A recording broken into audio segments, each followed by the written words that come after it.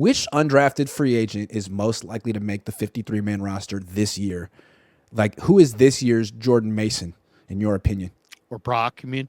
Yeah. Or Well, he was, Brock was drafted. He was drafted. Yeah. Barely.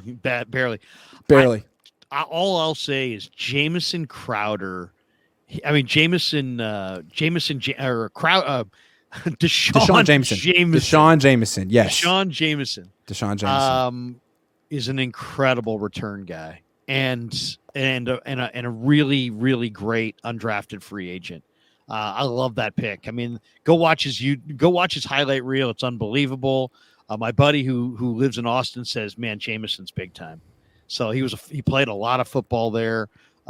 He's going to be a good return guy. He's going to be to me, there's no question he's going to make the team. So I think I like Deshaun Jameson quite a bit. I also have already done a video on Joey Fisher. My question with Joey Fisher is, what does he look like in camp against? And his arms are a little short. And other than that, I would say he's an ideal right tackle. He's big, he's strong, he's athletic, he's tenacious. He's looking to pancake your ass. But he's got short arms. And that's not just by the way. In pro football, that means a ton. It's a big deal. I mean, they're even short for a guard. Yeah, like he's got like arms that like it'd be better if he'd just be a center, and like he played tackle. So to me, like they gave him a lot of money. I think he's their priority free agent, but at the same time, he is a project because ideally you move him to center. Like if he could snap, he'd be the center that you would develop while Jake Brendel holds it down. And I don't know if he can snap, and maybe he's a guard, but I think hopefully they just gave him that much money and they're like, dude, just please accept being on the practice. But I don't know. Like, is some team going to poach him from the Niners and put him on their 53? I think they could probably sneak him on their practice squad and develop him for a while, which might be the best thing for him. I don't know. Yeah, we're going to see in camp on a couple guys. I thought one of the interesting comments from Lynch was how he talked up Matt Pryor. I mean, clearly they didn't go tackle because between Colton McKivitz, Spencer Burford, Nick Sikel, Jalen Moore, Matt Pryor, maybe this guy Fisher, they feel like they've got options. So I don't even think they'll spend money on a tackle going forward. If anything, and I don't know if you got this out of their comments, but Feliciano Grant is a starter. He's always been a starter. I mean, if he's not starting, you're probably not going to be too happy here. So he's not a good starter. Well, at times he's been decent. He's a guy you want to replace. I mean, I think he's a wide-bodied guy who's good, pretty good. At least he's he's a good, tough interior guy. Could play center, play guard. Sure. He's a great backup because he can play all those things. But ideally, you'd like Spencer Burford to take the next step, right? Well, but is Burford a tackle? That's my question. Are they going to kick Are we going to show up in Santa Clara this summer and the depth chart's going to come out and it's going to be Burford at tackle?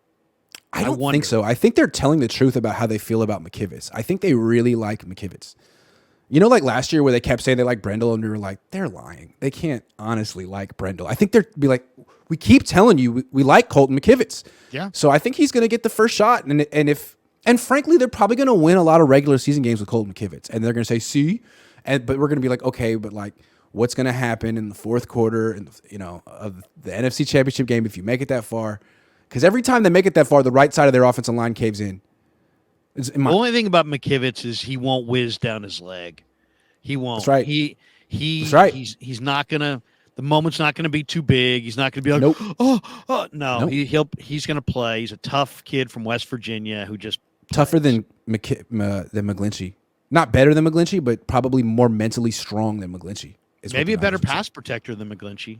Possible. Corey Soto says can't grade a draft for years, but unless the replacements for key roles are already on the roster, this draft was kind of meh or except Brown bad. I like Luter. I like Winters. I feel like they know what they're doing on defense. They added some stuff on special teams. But my question is about the offense. Willis equals Delaney Walker. Delaney Walker ran like a 4.4 at 240 pounds. Delaney Walker was a freak. I don't know. People don't remember. Yeah, he was a great. Absolute athlete. Freak.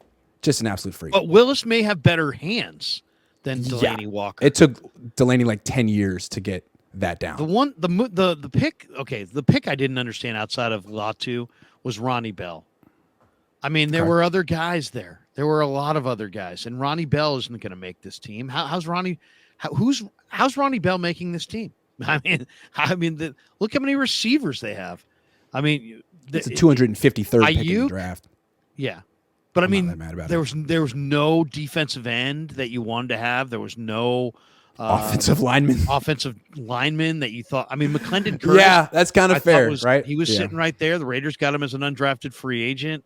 There were a lot of guys.